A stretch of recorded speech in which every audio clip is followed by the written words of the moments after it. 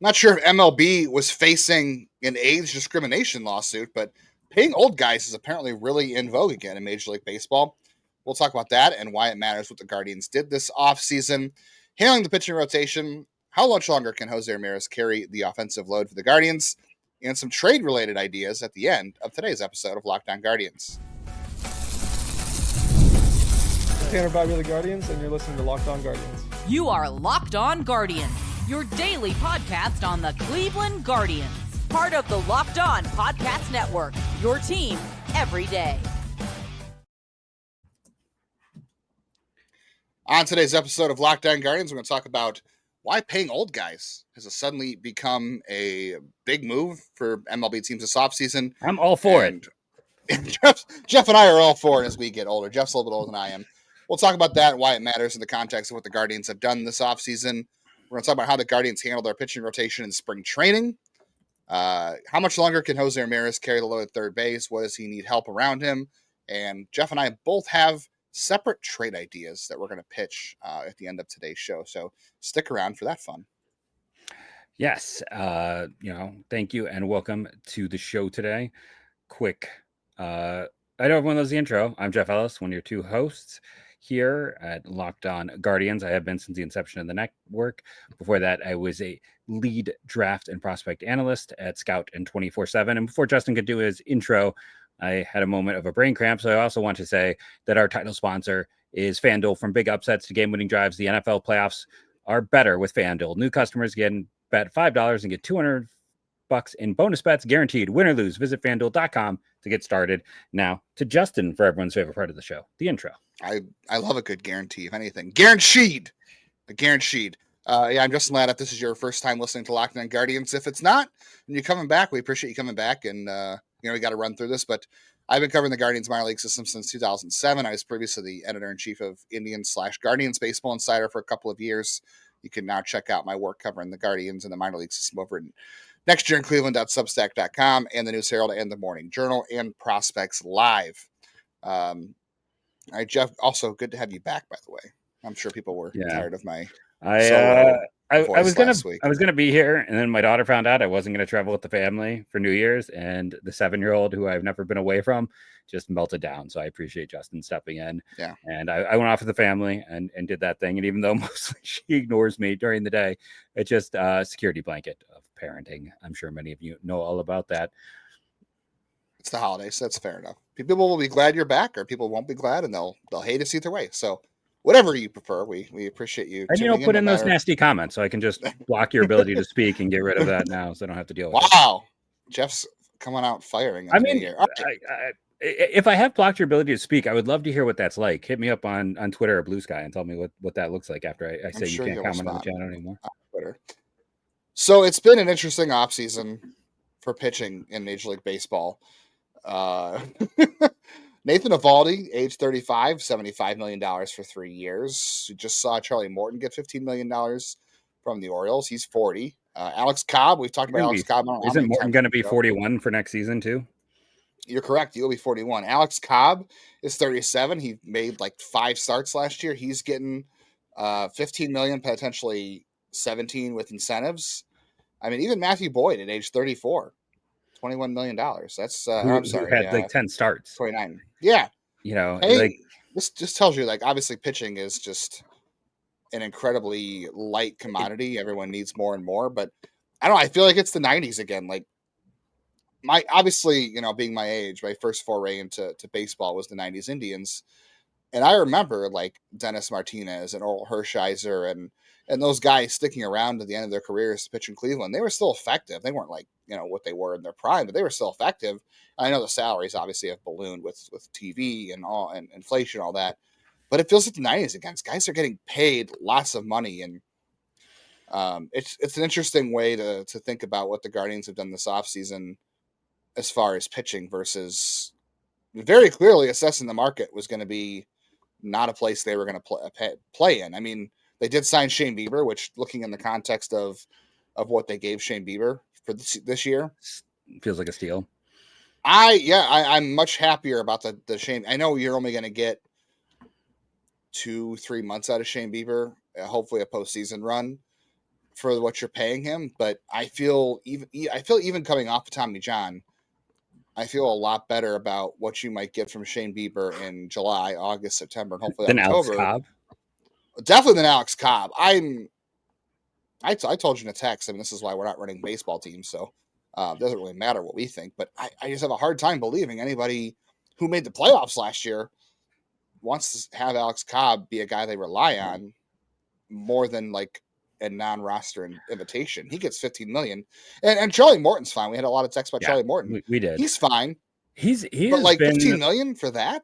No. Well, and this is where you and I disagree on Charlie Morton, because I understand he's 41, but like that guy is the right-handed Jamie Moyer. Like he has 6 most starts in baseball since 2018, remarkably consistent. And like, I know you'll say he's a 5th starter, and I'm like, yeah, but right now, based on what we're seeing, $15 million is about the going cost. And it's a 5th starter. That's crazy. That's like the going cost for a starter. And I'll throw this out there.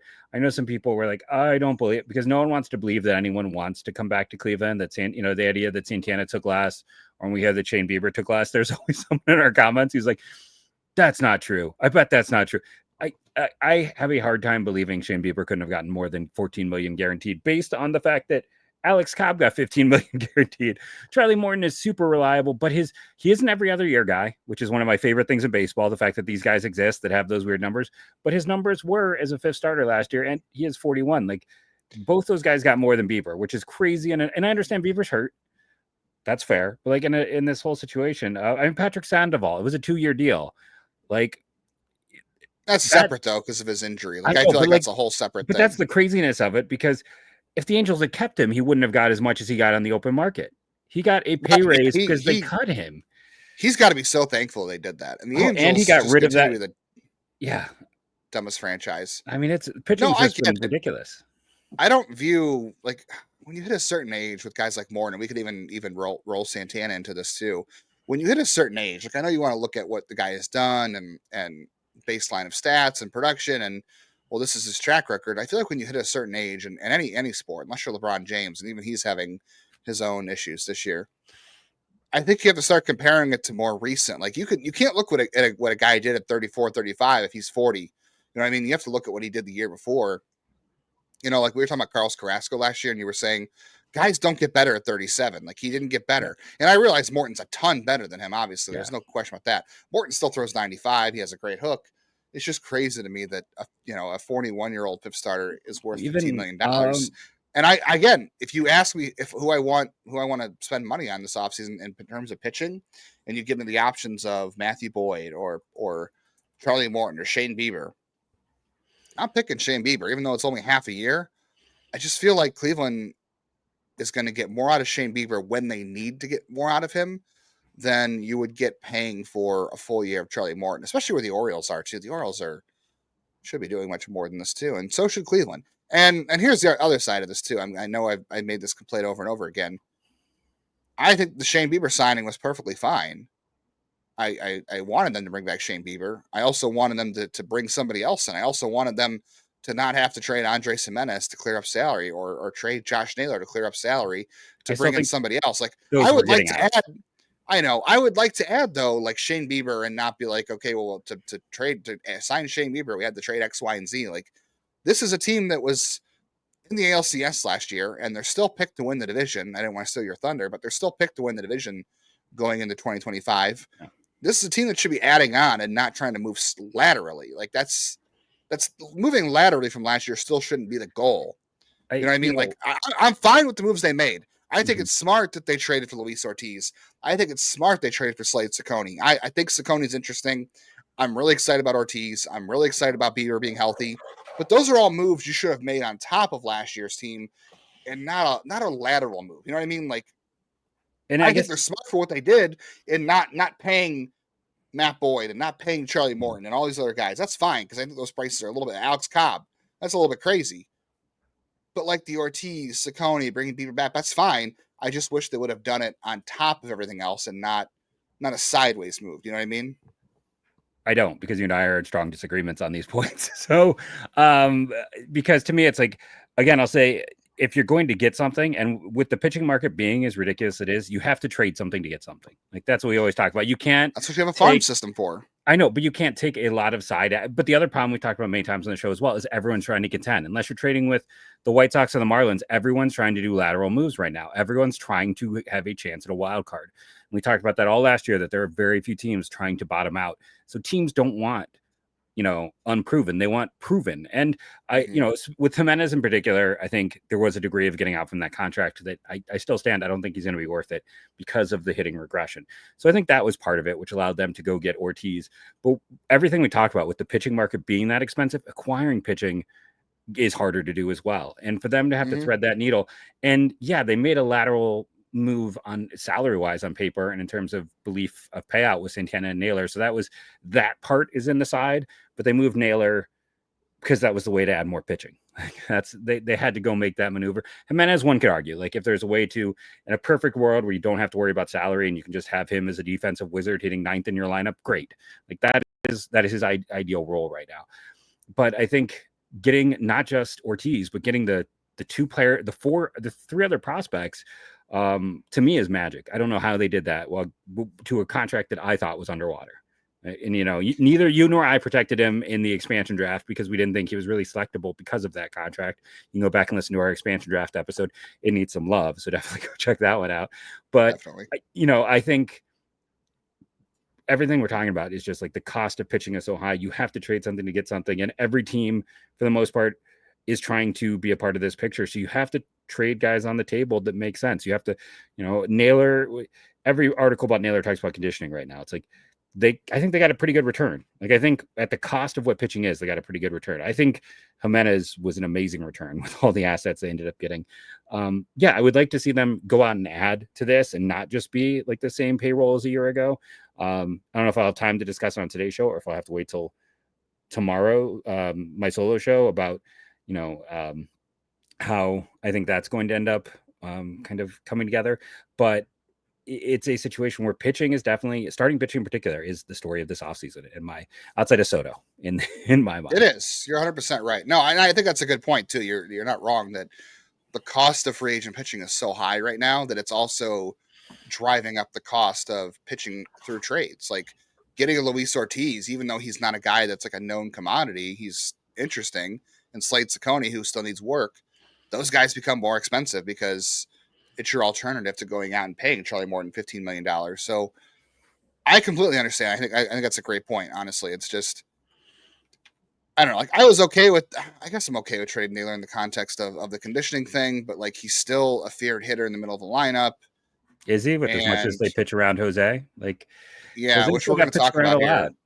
Yeah, we're going to talk about that. And I don't know. Pittsburgh really apparently wanted Spencer Horwitz. I don't know. Like the Jimenez thing, I agree. The contract was going to be, if he didn't rebound offensively, it was going to start getting rough. And I think Ortiz was great. I just, maybe there was nobody, because we talked about this before. We talked about how, we like the farm system. You trade from the farm system, but they don't have tools in the farm system. Yeah. The teams like this upper minors guys.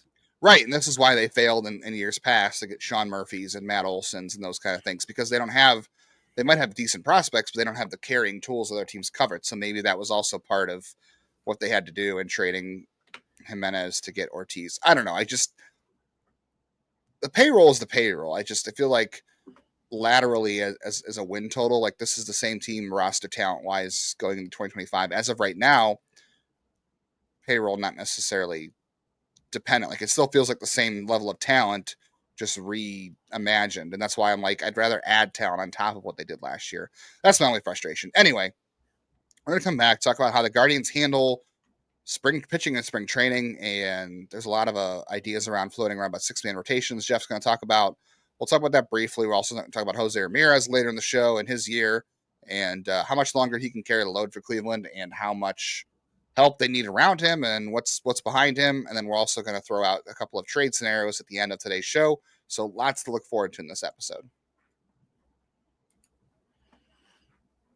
But first, let's talk about our friends at FanDuel. From big upsets to game-winning drives, the NFL playoffs are better with FanDuel. Because right now, new customers can bet $5 and get $250 in bonus bets guaranteed. It's not always guaranteed right now. I'm not reading the script. It's not always guaranteed, and it's not always 200. It's often below that. So this is a good time if you want to try. This is me going off script here. Win or lose, the FanDuel app gives you everything you need for live bets, same game parlays, and so much more. So Justin mentioned this. Right now, Cleveland and the Twins actually are the same money odds on FanDuel to win the division. Tigers are technically third, Kansas City fourth on that, and then you have to go pretty far down to get to the White Sox. So yeah, the Cleveland is currently your favorite with the Twins, which is a little bit surprising to me, but hey. So just visit FanDuel.com to join today and get started with $200 in bonus bets. That's FanDuel.com. Make this playoff season unforgettable with FanDuel, an official sportsbook partner of the NFL. Thank you guys for making Locked On Guardians your first listen today. Every day, wherever you get podcasts, make sure you are subscribing. Make sure you're checking out some old episodes you might have missed. We've got interviews from the past year to talk about. We've got some other stuff this past offseason. We've done top 10 ideas, what if Wednesdays we've done this year. We've done a lot of trade talk. If you haven't listened to those, go back and listen to the interview I had with Brad Goldberg from a few weeks ago. There's still kinds of stuff. Even though we're not with you 5 days a week until next month, there's still a lot of episodes back there that if you missed any, we have a lot of catalog to go through. That episode gave us our most new subscribers, you and Brad Goldberg. Yeah, thanks, Brad. Appreciate that. Appreciate Brad being on with us. And now we're going to talk about the unit that Brad's going to be helping out this year, the starting pitching. I guess all pitching, really. But Jeff, there's been a lot of talk this offseason. The Red Sox are considering a six-man rotation. The Dodgers probably will. Whoever signs Roki Sasaki, who we still don't think that's going to be Cleveland. I just like all the talk that he wanted to consider small market teams, and then they released the list of no teams he talked to, only the biggest markets. That's because he's got a great. The agent was doing the great work, man. He was saying, Roki's driving the market, and that's what he wants. And it's great because now Roki is known in every market because every single Locked On host talked about him because we're like, hey, he's interesting. It's free marketing for his team. Or his player. It was great. But this is why we were always like, it's not happening, guys. No. And furthermore, too, I'm going to get to the six-man rotation thing, but furthermore, too, if you just look at the Guardians roster right now, Yu Chang was the last player on this roster that was from an Asian country, like a Far East country. And they had Kangkwan Giligila, who was like a backup catcher. Nice job. I remember when he changed his name, and I'm like, it was Lee Jen Shu, and now it was Kangkwan Giligila. Yeah, I'm like, you have to slow that down. And how do we say that? Because you all know how I have to go pronounce it. But that time they had a lot. Like they had multiple pitchers. They actually had a pipeline, but it's not there anymore. There's nobody. Stephen Kwan is not technically Asian born. Like he is a descent, but there's nobody else in the organization that's like directly from those countries. So Cleveland has been very out on that market for a while now, and I don't even know if they have a scout in that Pacific Rim right now. Because it was mostly Taiwan. Sorry, that felt loud. Like the players they signed. No, you're right. It was. That's Taiwan where Yu Chang was. Yeah. But anybody who signed Sasaki might also have a six-man rotation. And I'm curious about this because Cleveland has been very slow developing in spring training with their rotation. Like the last several years, going back to 2021, I think even especially coming off of the lockout, they have like slow played their rotation to get better as the year goes on. Like I remember in 2022, like we were talking about how I think Quantrill and some other guys got better later in the year because that was their plan, was to let guys go on. But they've really slow played the rotation, I think, almost to a point where you have to reconsider things in spring training. Because I almost think Tanner Bybee and maybe Shane Bieber were the only guys that went 5 or 6 innings in spring training last year. Nobody went over 6 innings. And I get it, spring training, but they've really slow played their guys out of the gate. And they're playing catch up throughout the year. You're kind of building them up, which makes sense to a point, but I don't know. I feel like you want to get more out of this rotation early on, and especially if you're going to try to combat any bullpen regression. And I wonder if a 6-man rotation is something they might consider at some point. I doubt they will, but I'm just curious. I feel like they don't have the depth to go 6-man. Like, the Red Sox have gone out, and the Red Sox have really good depth, especially if they bring back Pivetta, which I think they will. And you talk about the Dodgers; they have so many guys who are hurt. It's like with Cleveland, it's that final spot is we're assuming like Ortiz is already in the rotation, right? So it's like Bobby Yeah. Williams, Ortiz, Lively, and then you're like, okay, Logan Allen, Tristan McKenzie, Ciccone. Well, McKenzie's got to be on the roster. That's kind of why I was thinking like Well, Tristan I don't McKenzie has to be on the roster, the otherwise he's way gone. they've talked about him every single time. He does have to be on the roster, but if he is the long man in the bullpen, I think they're like, so be it, because Tristan, you and I both met him in the minors, and you and I had like nothing bad about him, but we had different experiences talking and engaging with him. And, I know at various points there were questions about focus. And this past year felt, more mental than physical. So I wonder if they're like, okay, we tried coddled, soft touch last year. We're going to be like, hey, reality. Like if you're a bullpen role. Like, no, I feel like with him, it's like you either are going to be successful or you're going to be gone. This is the approach with 99 a year ago, right? Like, and he's making the same amount of money. Like in this, again, McKenzie is a great kid. Nothing like that. But it's just that I think that they don't know what to do. And every single interview where we've heard them mention McKenzie, it's like he's going to be in part of the competition. Nothing's guaranteed with him.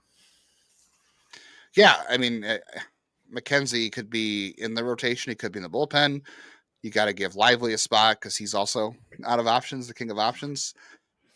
You're going to have Gavin, you're going to have Tanner, and then there's Logan, and then you're going to have Ortiz, and then there's Secconi, you got Gavin. So, like, you have some depth.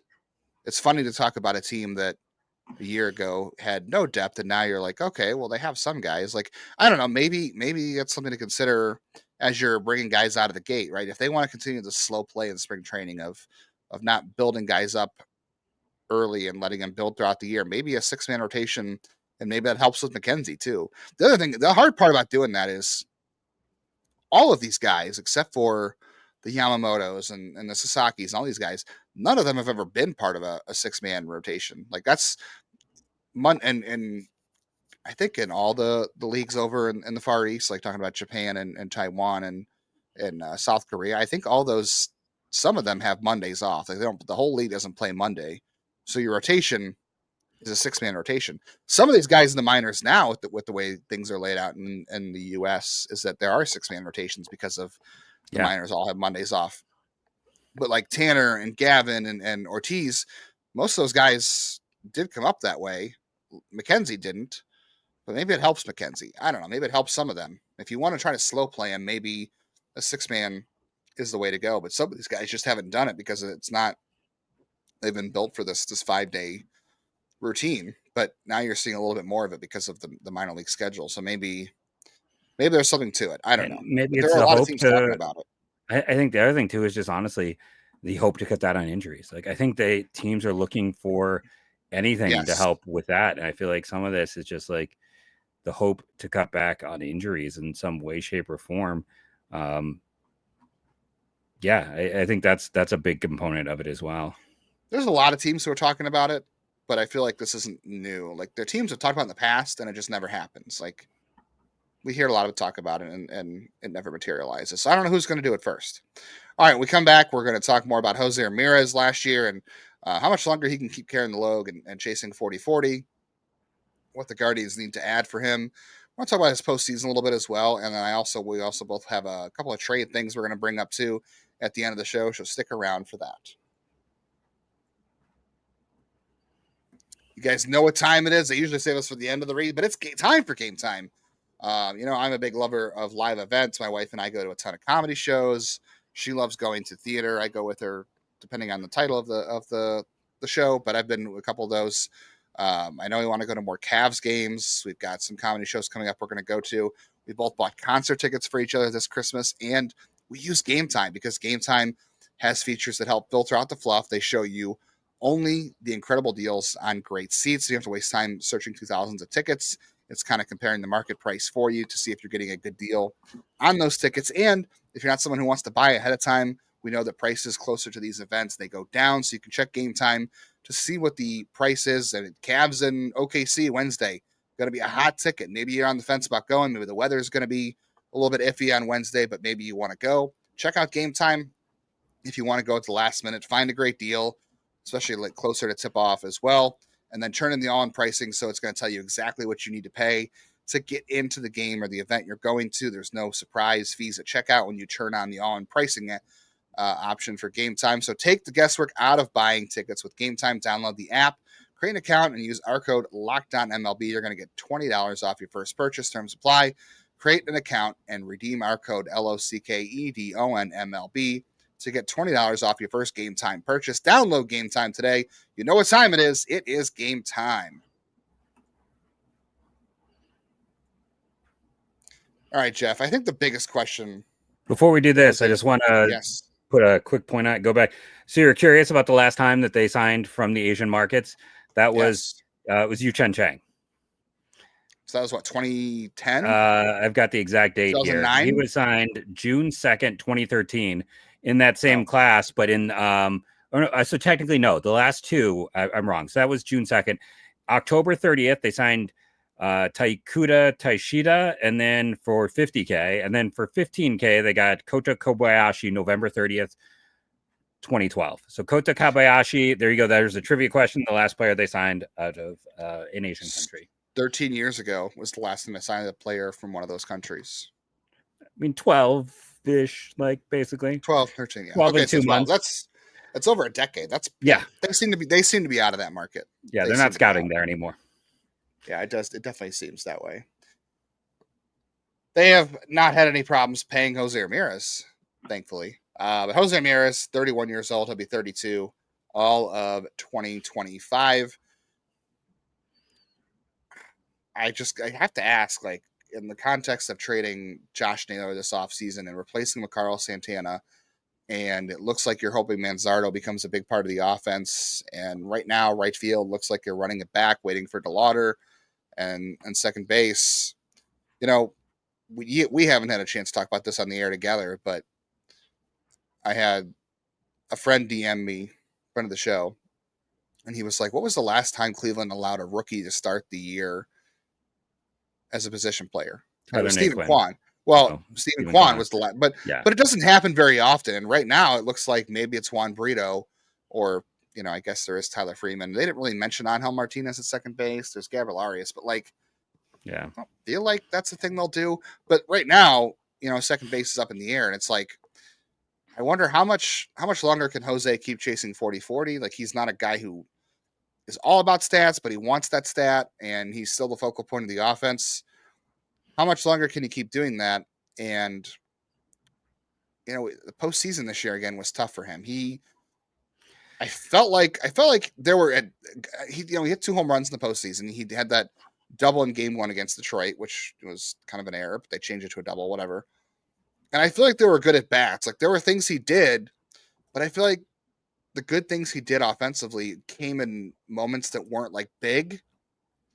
And then the other times it felt like he was just so close to doing something big, and he just couldn't quite pull the trigger, couldn't quite find the right pitch to do it on.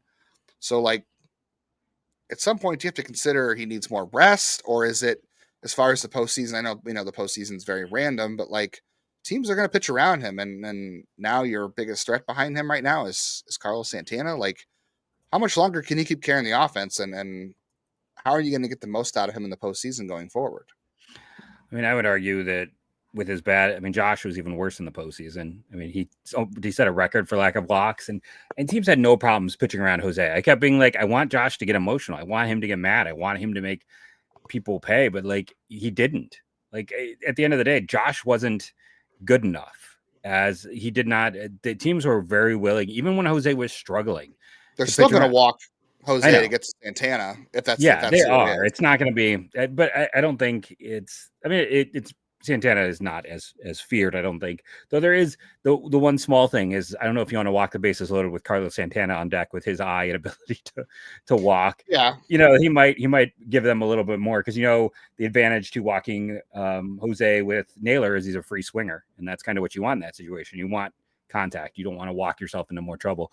But yeah, I think when you're looking at all of it and all the components, Jose had a very slow start, and he got it together and had a great year, had another fantastic year. There's always going to be concerns because smaller guys tend to not age well. Like, that's just one of those things, to be honest about. And he was successful last year, even though he seemed to be, I don't know if I want to say evolving as a hitter, but he definitely chased more, walked less, but he was still able to be successful in regards to that. So he might be evolving with age. There might be some degree of realizing what he can and cannot do. Last year was mostly all of his age 31 year. I've said it before, him and my daughter share a birthday. So I know when Jose's birthday is. So, I mean, he won't be 33 until near the end of this year, but he is, he's, like I said, guys his size, historically, it's not been great, but he is a unicorn. So I'm not going to really base a whole lot of that outside of just knowing about it. He does have to carry a big load. He's always kind of had to. Like, I mean, even when this team had Lindor and Lindor was another all-star, Lindor was hitting in front of him, right? Wasn't it Lindor into Jose? He's never really had protection his whole life. And as much as, when you and I were texting, it's like, as much as I think like extra rest would help him, like you're going to have to like duct tape him to a chair. Like this dude, if you let him, would be trying to break Cal Ripken's record.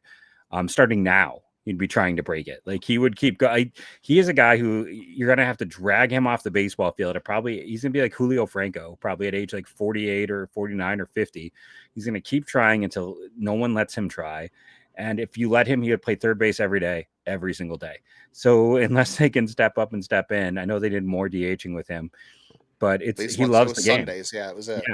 Yeah, he loves the game. So you're not going to get him to take a lesser role. And I think this is going to sound weird. I think one of the things that just helps, in my belief, is if they had a little more overall consistency. And what I mean in that is like they had that great run of, almost guaranteed a postseason. And then let's be honest, since around 2019, it's been like in, out.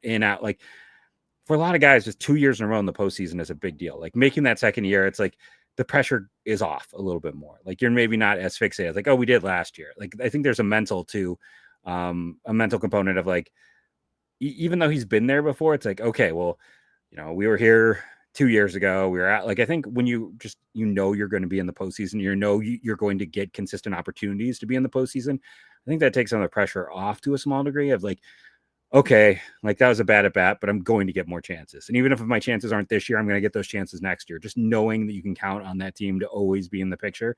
I think for some guys, I don't know for Jose, but I think, one of the things that we never put enough value into is the mental component of this. I mean, he does love to play the game, and he is very hard to get out of the lineup, and I almost feel like you can't tell him the next day he's not playing, or you can't tell him that, because a lot of guys, they find out if they're in the lineup the next day because that helps them mentally prepare and also decide like what they need to do in the training room if they're dealing with an injury or something, or just imagine when there's the next horrible World Baseball Classic. He's just going to be like a dead man by the end of the year between playing in that and he hasn't played yet, and he's going to the World Base. He's going to it. He's going to in the next one. I for Jose Ramirez's sake, I want him to do that and get the recognition, but like as a person watching this team and talking about this team every day and wanting to see this team succeed for his sake and for those sakes, I don't want him to do the World Baseball Classic, even though I love the World Baseball Classic. I don't know if I want to see that. Like you almost can't tell him though, like tomorrow you're DHing or tomorrow you're not playing. He just has to show up to the park and be like, hey, I'm DHing, and find out. Like, I don't know. I don't know if rest necessarily is going to change anything for him either, because like in the postseason, it's the case of him. Jose is not really a guy that shows a ton of emotion on the field. Like he's generally pretty emotionless. Like he's not Corey Kluber, but he's pretty emotionless on the field. But like you could see times in the postseason last year, you could see he was frustrated with just missing a pitch or having a bad at bat or chasing. But that's really been his MO in the postseason. He chases a lot more in the postseason. He chased a lot more last year, all year long. And I don't know if that's just a sign of like age or, certain. I'd have to go back. I didn't look into what his chase rate was by month, but the chase rate was up 3% a year ago, and the strikeout rate was still good. It went up by 2%. The walk rate was down by 2% or 2.5%, whatever. None of his other metrics changed. So like, I'm not worried about that. I'm just like, I feel like he puts a lot of pressure himself in the postseason, and it would be the only thing I could think of is that he just needs more help in the postseason. Like you got to take the pressure off him to let him be his best. And that has to be someone better than Carlos Santana hitting fourth, and has to be even better when than they had someone help though. He didn't he performed at the same level as they had 2 years of Edwin. They had one postseason Edwin run and Lindor, and I mean those lineups had a lot more depth than these. 2017 just was they had some bad luck. I mean, I think there's also he was his own where worst enemy that postseason too. Yeah, so was Lindor. They all were. Yeah, you just were. I mean, but that's the thing. That's unfortunately been almost every postseason for him. Of him being it has been, unfortunately. it's like yeah. I understand like the thought process because like we just want to be like, I mean, Jose's a GOAT. He's one of the greatest players. But at some point, I don't want to say like you can't. I never want to get to a point with Jose Ramirez where you don't appreciate what he's doing for 158 games a year. Like, because what he does 158 games a year is some of the best things we've ever seen in Cleveland since Grady Sizemore. But like at some point, you're also going to like you've brought this up before. At some point, you're going to look at the postseason numbers and say, and that's not going to stop him. He's still a Hall of Fame player. It's just you want more in the postseason. But is that him, or is that the fact that like right now he just doesn't have a whole lot of help in the postseason? I mean, it's him every year when he's had help or not. So for me, I just leaned out. I mean, it's the same thing like Aaron Judge. I would love Aaron Judge in this lineup. I mean, who wouldn't? But he turns into Miles Straw in the postseason. Like there's certain guys. A-Rod. How many years did it take him to finally break through? It's postseason is a weird, different thing. Well, the good news for Jose, because he likes to play every day and play third base every day, there is not a single shred of help coming behind him at third base. He is going to be the third baseman for as long as he wants to be, because there's nobody in the minors. Like there's Alex Mooney, who played a lot of short and a lot of third. I don't think he's a shortstop, but there's Alex Mooney, who I will say Alex Mooney, for some of the struggles he had this year, and he was hot early in the year and he kind of cooled off. He did. And he had some weird throwing issues. I will say this for Alex Mooney: hits a ton of fly balls, pulls a ton of fly balls. That's great. Cleveland loves that. We liked Diane Frias a couple of years ago, but he is not the same prospect anymore. You could move a Juan Brito to third base. You could move Angel Hana to third base at some point if you have to, but as far as just third base prospects go, it's Jose for the next however long he wants it, and however long they're going to pay him the money. No, I agree, but at the same time, I'll say like, I talked off air. It's this whole thing like the best players play shortstop, so you want to keep drafting and adding shortstops and up the middle players. And I thought if they did not keep Jose Ramirez, if they traded him, Gabby Arias was the third baseman. That was my prediction as well. You and I both were that way. So it's, maybe it could be Edge now. Maybe it could be. And a lot of teams need third baseman right now. I wish they had a ready third baseman. There are teams, out there looking for that. I didn't love the White Sox Fetty trade, but I feel like part of that was feeling like maybe Vargas could be a third baseman for them. And it's a hard position. He's not. Yeah. But it's a really hard position to find and to fill across baseball. It is. And the only thing is, when you're taking shortstops, you can't keep taking shortstops that have 45, 50 hit tools. No, agreed. That's the problem. Or they have to have crazy power. You can start a guy. Yeah, you can start a guy out at shortstop. That's fine. But they can't have 45 or 50 hit tools and no power. All right. Very quickly, Jeff, you have a trade thing you want to bring up. I have a trade thing I want to bring up. Yes. So I'll bring up this one because this came from a listener on a mailbag show on Friday, which if you haven't listened to this, go back on Friday, listen to the mailbag show. But it was Leland Roman. Would you trade for Brandon Lowe as a possible second baseman outfielder? And we talked about Brandon Lowe. It's not Lowe. It's Nate. It's Brandon Lowe, right? It's Brandon Lowe. No, it's Lowe. It's Nathan. It's it was Brandon Lowe. Okay, it's Lowe and then Josh Lowe. Because Josh and Nathaniel Lowe are brothers. That's right. Okay, so he's Lowe. So we've talked about him in the past before, and we know he gets hurt a lot. He's only played a little over 200 games the last 2 years, and the year before that he played 65. So we know he gets hurt a lot. But he's a free agent. He has a club option for 26. That's a club option. I don't know what his deal is. I'll go look that up. I don't know, but the annual average value of his deal is only $4 million, so it's not really high. But Brandon Lowe for 2025, he would be 10.5 this year and 11.5 in the 2026. Brandon Lowe for 1 year at $10 million for this year over Juan Brito. And you can move Brito wherever. He can play right field, first base. I don't know. Lau's going to play like 80 games more than likely, so it's not going to block him.